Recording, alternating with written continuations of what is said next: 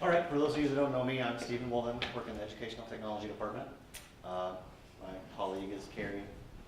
We're the only two. So if you have any Blackboard needs, TK20, classroom technology needs, that's us, which includes Title III, new classroom technology. Any installations, pretty much going to be me. We have another tech named Rob Mellon. He's been helping me install. So I was kind of, if you don't know anything about it, well, now you learn. Part of the technology update is to pull all the old equipment out of these rooms, which includes the smart board, projector, old cabling, old PC. All that stuff's coming out, and we're putting in a new TV, just like this one. This one's actually a 70-inch TV. Some of the ones are going to be 65-inch. Just kind of depends on the room dimensions. They're all mounted to a wall, full motion wall mount.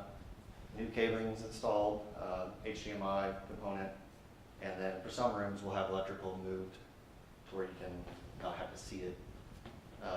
We'll also get a new instructor PC for each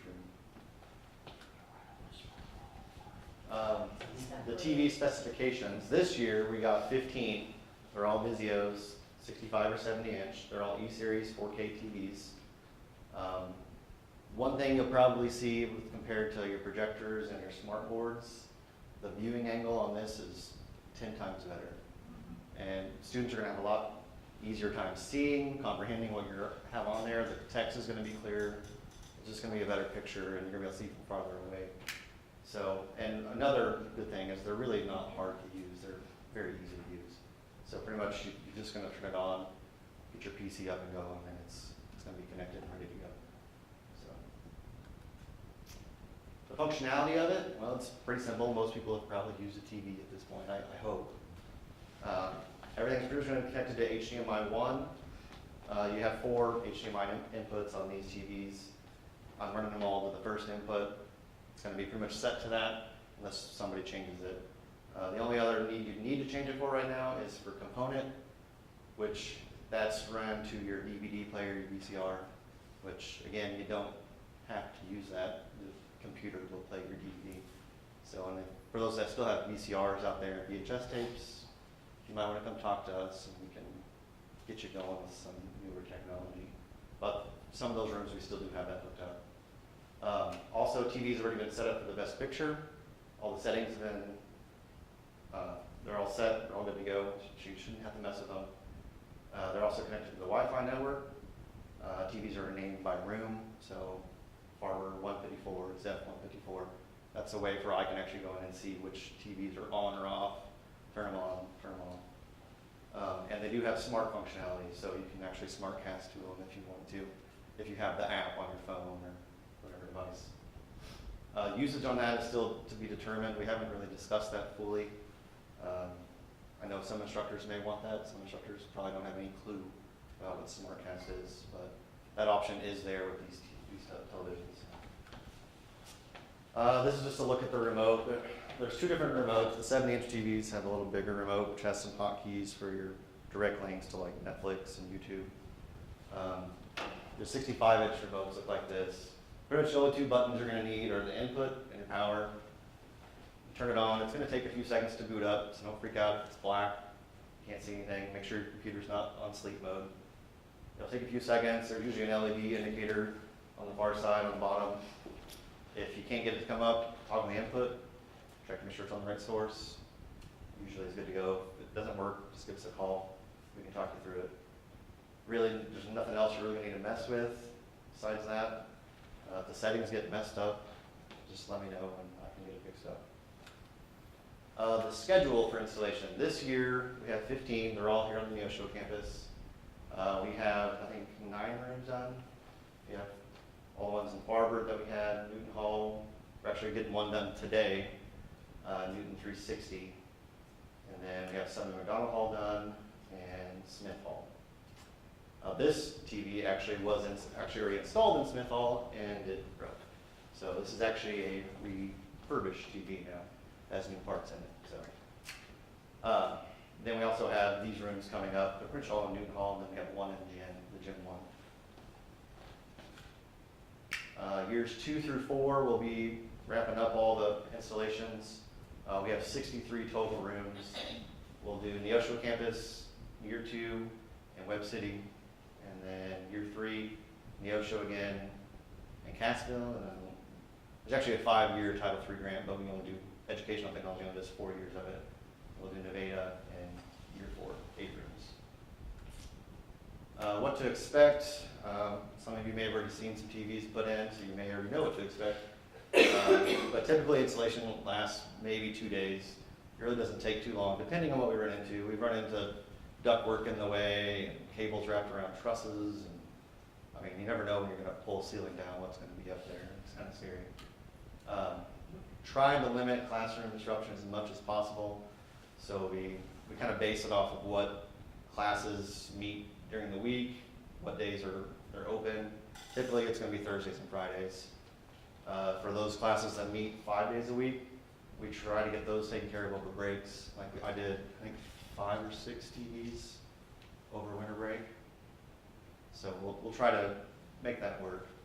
And again, all the old equipment's taken out. One thing to be aware of, when I pull down a smart board, the dimensions are different than the TVs.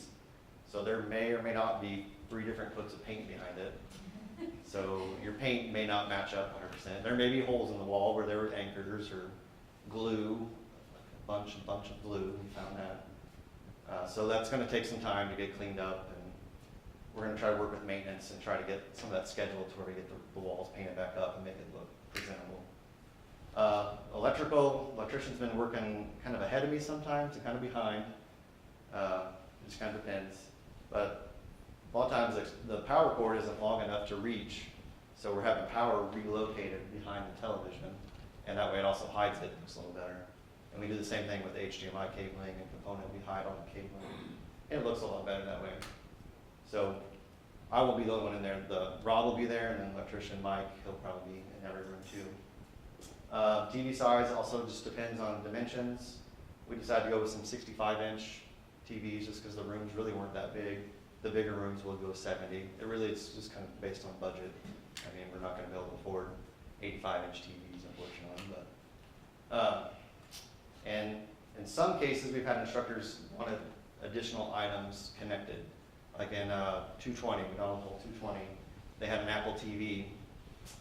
She wanted that connected so she can screencast her iPad. So that's hooked up. If any instructors run into that, they want something hooked up, just let us know. We'll try to accommodate that.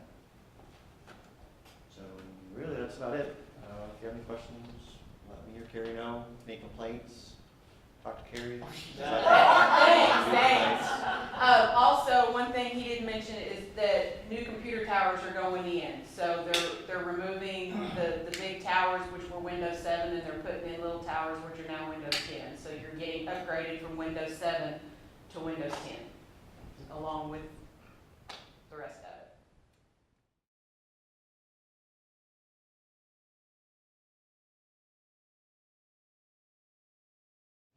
Good afternoon. My name is Keith Zoromski, and I have the pleasure of knowing and working with each of you. And today we are continuing in on our Title III series, Part 3 on compressed schedules.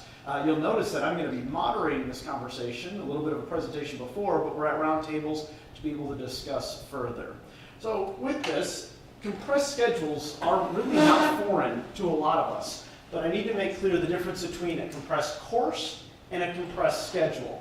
A compressed class or compressed course at Crowder, there typically are 8-week courses. In the summer semester, we do offer some super compressed, that's not official, that's my branding, 4-week classes, where you're taking the same instruction, same competencies, same instructional minutes, and condensing it down. Thus, the instructional minutes do not change for the entire course, but the weekly amount does. For example, in an 8-week course, you would normally have 150 instructional minutes per week. That turns into 300 weekly. Now that may be flex, where then part of those are online. It may be seated time, but it's as the definition of instructional time. That does not change. Most of us are already familiar with this, typically summer courses, or it's the fact that we've offered these here before. The difference is what we're getting into are compressed schedules. They come from enrolling in multiple compressed classes, not just, well, I'm taking one 8-week class. That's still just an 8-week compressed course. A compressed schedule is where you're systematically taking those compressed classes together intentionally. So with this, you have the same amount of classes, the same amount of credit hours, but in 8-week blocks rather than in one 16-week traditional semester.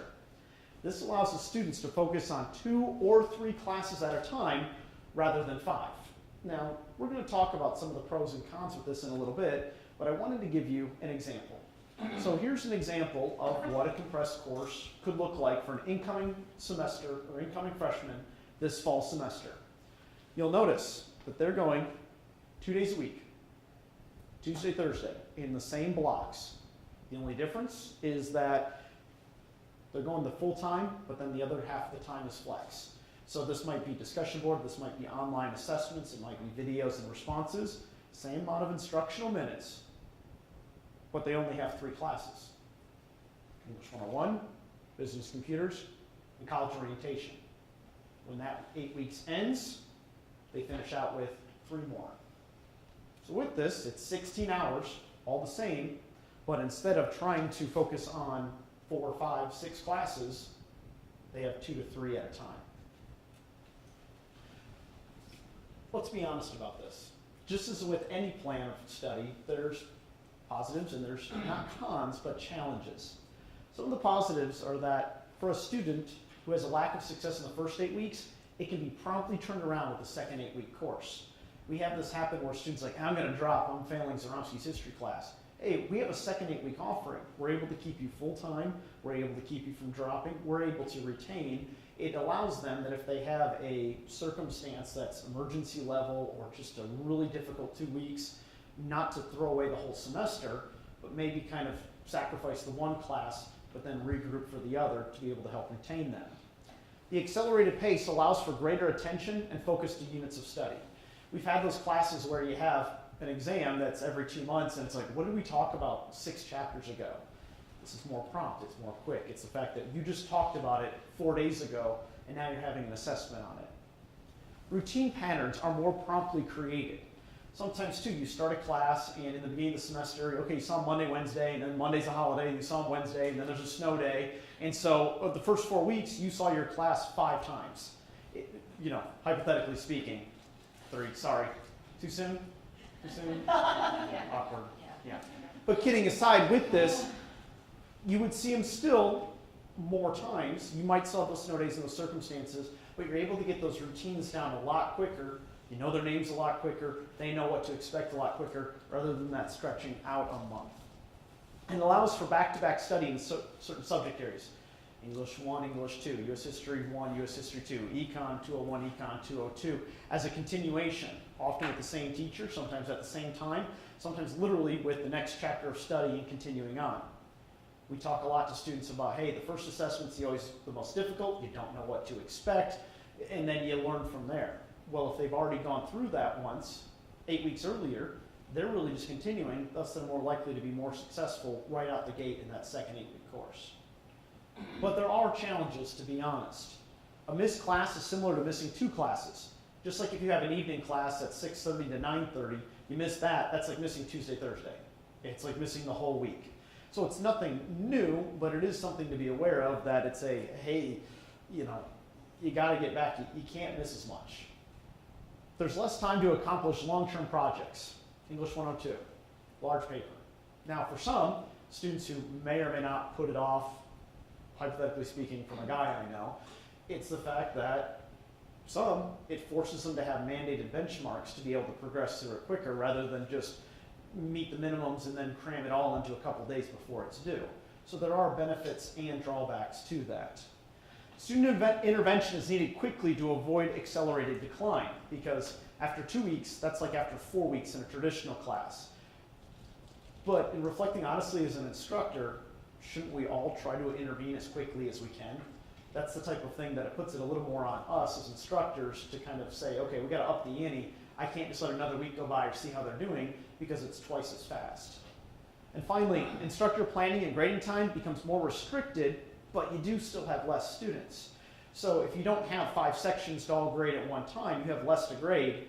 But if you have 2 or 3 sections, you have less time to grade them, because it's 8 weeks, so it's condensed. So there's kind of a balance effort there. Now, part of this, why we mention this, is that this fall, 2018, Crowder College will pilot its UConnect cohorts. This is the name we're using because we're going to tell students, you connect to the college, you connect in 8 weeks, you connect to this advisor, you connect to your supplemental instruction leader, you connect, you connect, you connect. We're trying to say we're bringing them in. We're playing off the Title III grant name, that's Connect with all the new technology, but the effort is to say, you know what? We're offering a compressed schedule, not just classes, but a schedule, just like the one that you saw for all 4 semesters, to allow them to graduate in 4 semesters, moving 8 weeks at a time. All courses will be presented in 8-week format with 2 or 3 courses per 8-week session for a general studies degree. It is a pilot. We're expected to have some hiccups along the way, but it's the fact that this has been seen elsewhere, and it works. We just have to find out our own Crowder model to make it work here. Now, with this, I think back to Reading Rainbow.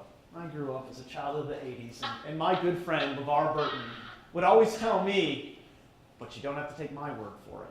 So rather than me taking all the credit with this information, I'd like to have some of our colleagues that I've invited to share, starting with Dr. Dina Clymer. So, Dr. Clymer, I put your little blurb up here, but if you wouldn't mind addressing our audience for now, what are some of the things that you would like to share with somebody, whether they have taught or have not taught a compressed schedule? I was really excited about how well students who come in a little bit behind do. I fully expected high-performing students to be able to do really well in a compressed environment, but really those students who come in a little unenthusiastic or a little underprepared, I'm seeing them 4 days a week. I can keep them more accountable. There's less time for them to forget stuff between our class meetings, and that's actually been extremely helpful. I did not, I expected that environment to really push those students away, and really it's been quite the opposite. So really for those higher performing students, they seem to thrive on the faster schedule, but it makes it a lot easier to bring those stragglers along in a way that I certainly did not anticipate. And that's your class on ground. Yeah. What would you say for your online class, pro, con, thing to consider if somebody's developing an 8-week course online? Developing an 8-week course online, it is extremely important to pay close attention to your schedule because students, especially in an online class, tend to disappear if you're not on top of what they need to do and when and how. But that said, they seem to actually keep up better in a lot of ways. I have a lot of front-end attrition. I see a few more drops in an 8-week online class, but I have higher success rates and better end job performance and end grade performance in the 8-week version of this class than I ever had in 16-week. Students don't have time to get tired of it and burn out.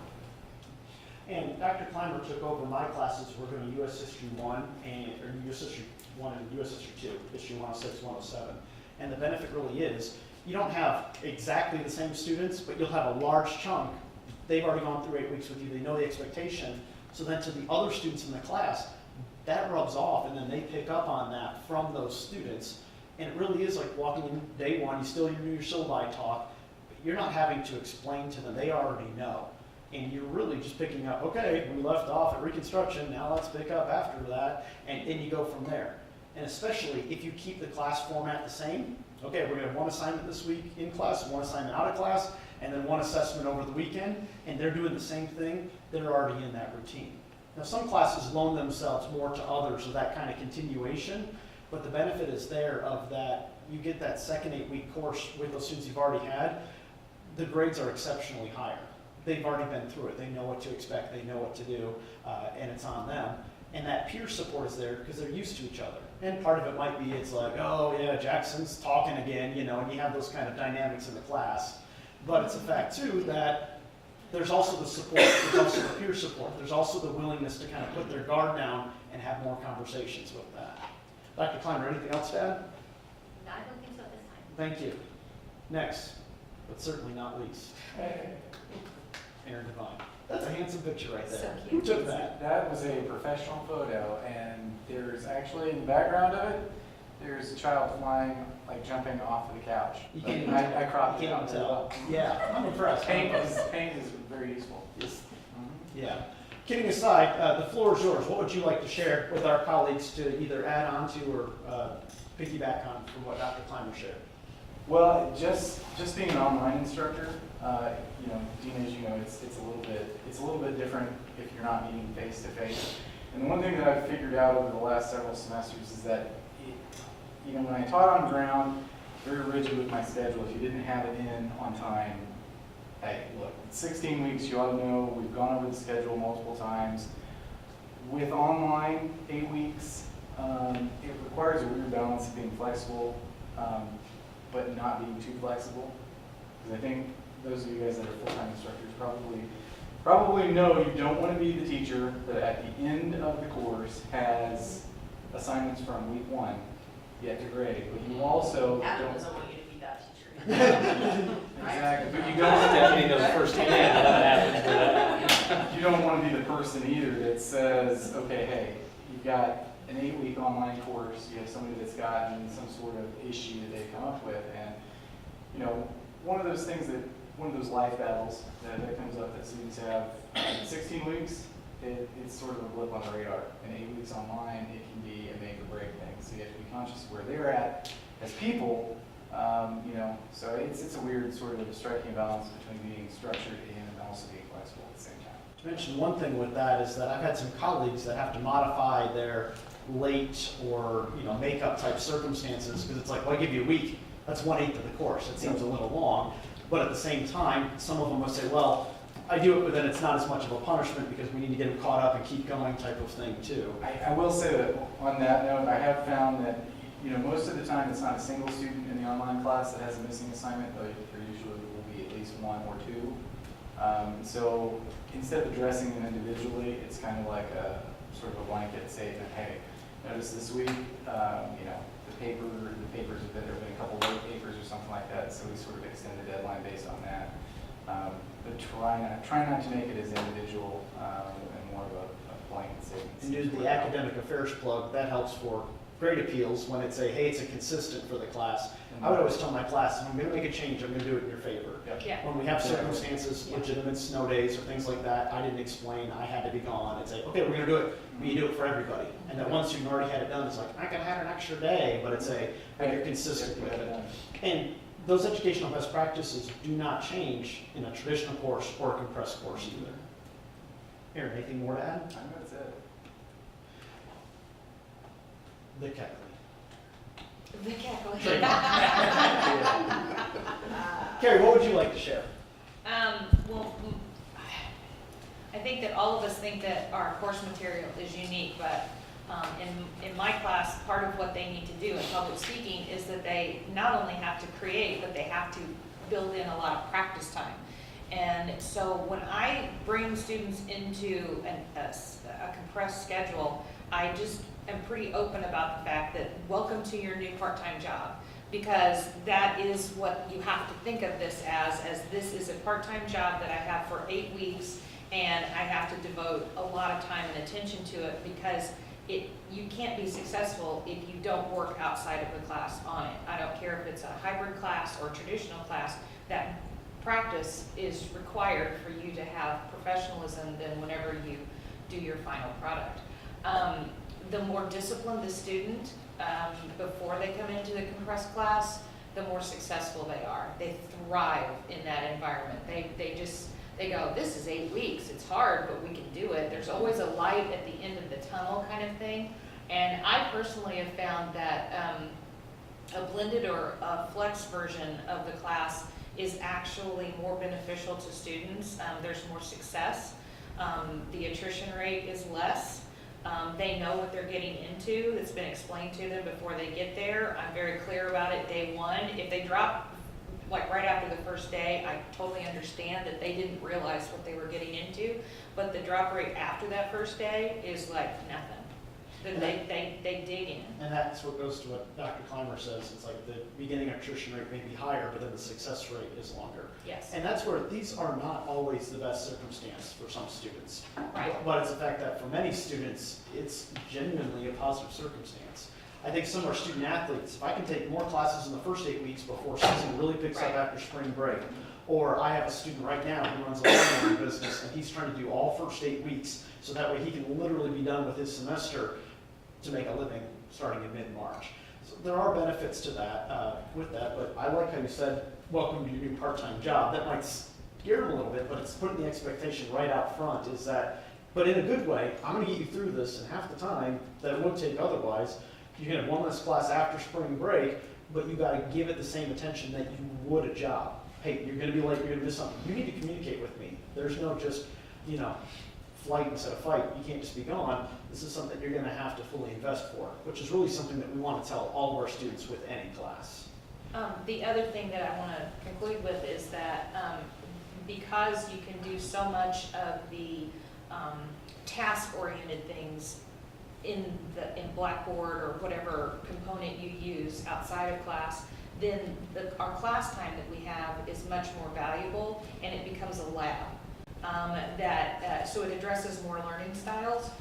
So not everybody learns well by reading and then answering the question. It's like taking the concepts and making them happen in group work, one-on-one, in their presentations. So it really is lab time whenever they come to class. And I know that that's a flipped classroom, but I've been doing that before they even called it a flipped classroom, So it just works the best for more people in that way. And to carry on with that, Nathan Gandy could not be here, and I couldn't find a picture of him, so I just found Tony Stark as Iron Man and called it close enough with that. He wanted to say, hey, look, it's technically the same time, but one of the challenge for us was how to evaluate the performance in such a small amount of time. He's like, I couldn't just do the same assessment schedule, so I had to change. Him and I have talked about that. Instead of just larger tests, is it smaller quizzes, or is it a weekly assessment or something else? He said that with smaller amounts of time to study and complete evaluations before the next one is here, because again, we get into trouble when we say, okay, exam 2's here, and they're like, I don't know how I did on exam 1. From a student's perspective, that's really hard to defend an instructor not grading, giving them that feedback. So in an 8-week class, if you're doing something weekly or even bi-weekly, you have to be on it a little bit more. Nathan said he looked for ways to change how he administered and collected those evaluations. And ultimately, he determined what Carrie had said. I know Dr. Clymer uses in her summer class and otherwise too. One of my greatest tools, quoting Nathan here, is Blackboard. Creating chapter quizzes, out-of-class activities, and/or discussions on a digital platform gave them more flexibility in when and how they completed the work. He said he didn't have to constantly start and stop their classwork to administer another quiz, activity, or prompt, thus not losing that class time and focusing, again, kind of the flip model. So when you really think about it, it's not anything that we're not already doing, it's just we have to do it in a different way, if that makes sense. And if you want different, you have to do different. So with these compressed schedules, it's taking what we already know and formatting it in a way that gets through half the time. Some classes loan themselves, U.S. history. Okay, we're covering chapter a week. Okay, 8 weeks, we're covering 2 chapters a week. It's a little more cut and dry. Other classes, you have to kind of question of, I include this, but is that one of my course competencies? We all have those kind of little pet subjects, those things from graduate school that we know about, that family story or something else. And professionally, we have to see, does that really tie to the course competencies? Instructionally, is that something I can remove and they still meet the goal from this class? So in a way, it helps us clean up our classes a little bit, but we don't want to lose that personal flavor either, so it's finding that balance. So what we're going to do to wrap up is that at our tables, we are going to have a discussion because I'm going to be able to use this training for our adjuncts at our offsites when they do the compressed schedules with the UConnect cohorts. So at your tables, I'm going to look for you to do 2 things for me. One, you got to give them 5 pieces of advice. If you had to narrow down to an adjunct who has never taught in an 8-week course, not even over the summer, if they had to know 5 things, from an instructor's view, an administrator's view, a student's view, anything at all, I need those 5 things. And then when you're done with that, I need 1 question that you think an adjunct might ask me that I can proactively answer for them. 5 pieces of advice, 1 question they may have. We'll give you about 5 minutes or so, and then discuss from there. Let's go ahead and get started. Since we have Jackson, not even valuable. That's my idea. Okay, we'll go ahead and get started. This group designated Aaron to write because he was the one person with paper. Is that correct? He was right fast. Penmanship is used very loosely. No, I'm just kidding. So with that, Aaron, we're training an adjunct. Okay. They've only taught 16-week courses, but they are a full member of our Crowder family. They're an effective instructor, but they're not sure how to compress it to 8 weeks. Sure. What do you want to tell them? Well, I think initially our question was, you know, how often do I quote unquote check my course? And it's probably a thing where you have to develop your own rhythm as an instructor, but at least daily, if not twice daily. I know we were chatting about it. Most Are you of the referring to either online or flex? Yeah, Okay. either one. It's sort of like, for me, it's at least daily. And it's my quote unquote time waster. If I need a break from my work on my administrative stuff, it's the blackboard. It's a whole, it's a whole different part of my brain, so. Our quality standards say 2 times a week for 16 week. It does not address, but theoretically, if we're shortening that, it would tell you at least 4 days a week. Because you have to stay on it more so. But at the same time, if you're going through a 16-week class, you're just replicating that same time as an instructor in what you would check in it. Good, thank you. And the one thing I will add is that all of the requirements for the student that we ask them to do, be cognizant of time management, be more proactive, those are things that the instructor also has to do and be diligent with. So Can't be a do as I say, not as I do. But you have to model that, which we talk about. That's in all of our classes regardless. But as an instructor, we need to front load that for those students to give them that roadmap to be successful. Thank you. What's your second one there? well, that was our question. That was the question. Okay. The five. Yes. We got 4 out of 5. We utilize Jackson a lot, and then we It's see that 80%. they're fair on both sides, okay? And that's why I asked him to join us. So Time management, be proactive, be persistent, and make sure you ask questions. And that's fair for the instructor as well as the student, and that's what's required in that partnership to make it work. really, you could say the same for a 16-week course too. Absolutely. It's just more so in an 8-week Much course. more attention. Good. And so those division chairs who are going to have instructors who may be kind of needy, it's the fact that we're, yeah. Too soon. She's used to it. Okay. But division chairs are going to have to know, hey, there's going to have to be an additional level of support from you to these adjuncts that you might not as otherwise directly communicate with, because the site director is going to mean well, but the instructional side is going to be the division's chair to help them out. Anybody mean well?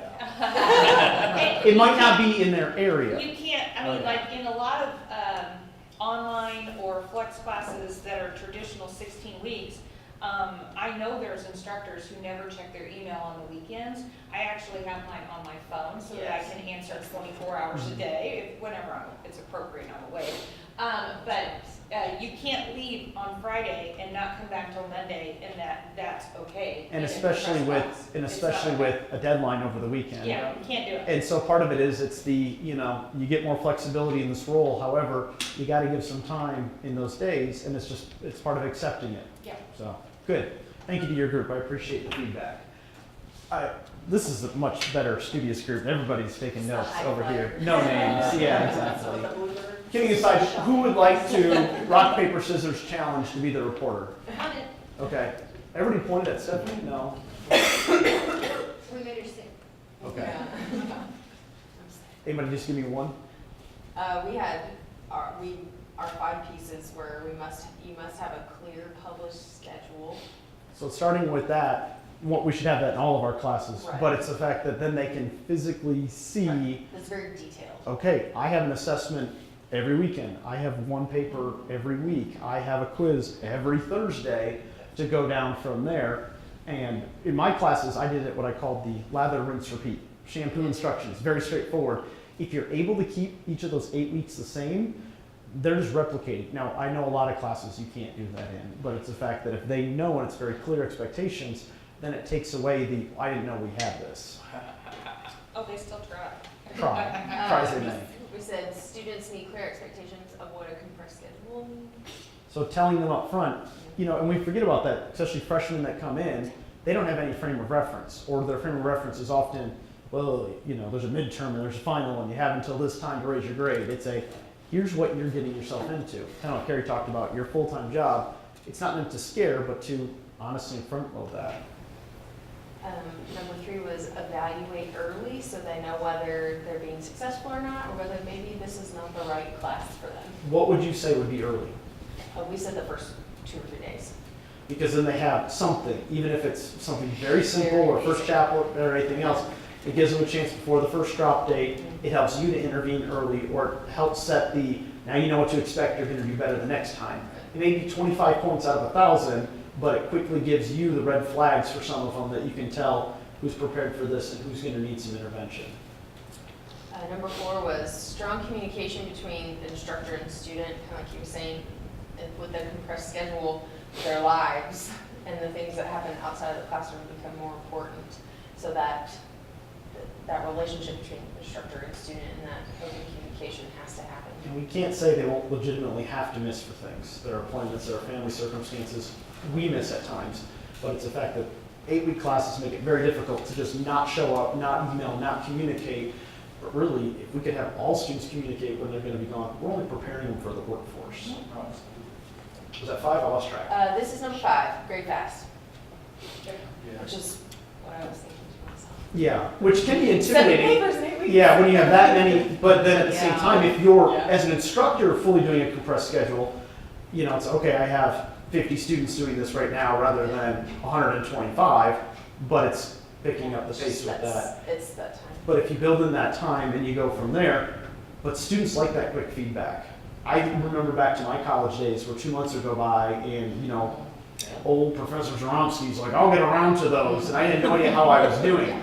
But that one assistant professor that was trying to get on tenure track graded in 48 hours and wrote me a note and shook my hand, I'm like, well, yeah, and it's you got feedback, and even if it was constructive and you're like, okay, I got a 79, but I can see why, you're able to change that quicker.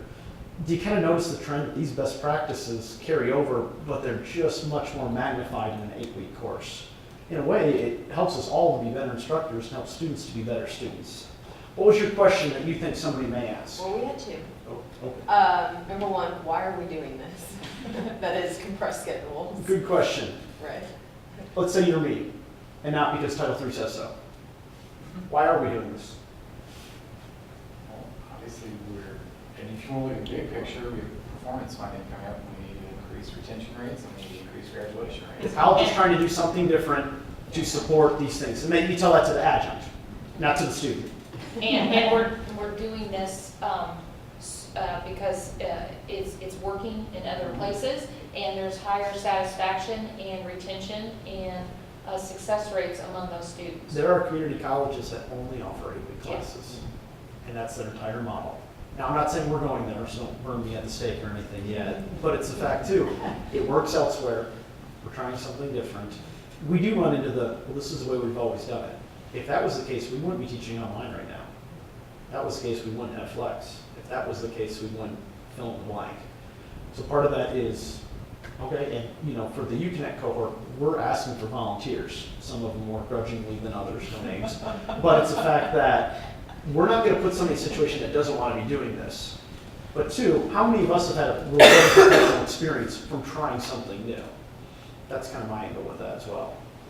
What was your second question? Our second question was, how does the schedule affect class requirements and expectations? In a way, it shouldn't. As in, the expectations are the same. You are not watering down these classes whatsoever. Now, it might be that instead of writing 2 large papers in history, I'm having you write 4 smaller papers. Same amount of words, same type of research, same things, but you might break it down differently. The expectation's still there, you just divided it up in a different manner.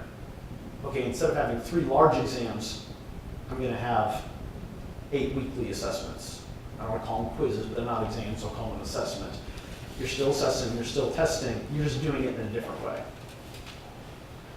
Any final questions or anything you want to consider, any last plug of something that you were thinking of? Seeing none, I do appreciate you giving up an hour on your Friday to come here. I hope this has been beneficial. We're going to be able to use this video to train adjuncts that are helping with this for semesters to come at other campuses. So your work is genuinely valued today. Thank you. Have a great afternoon.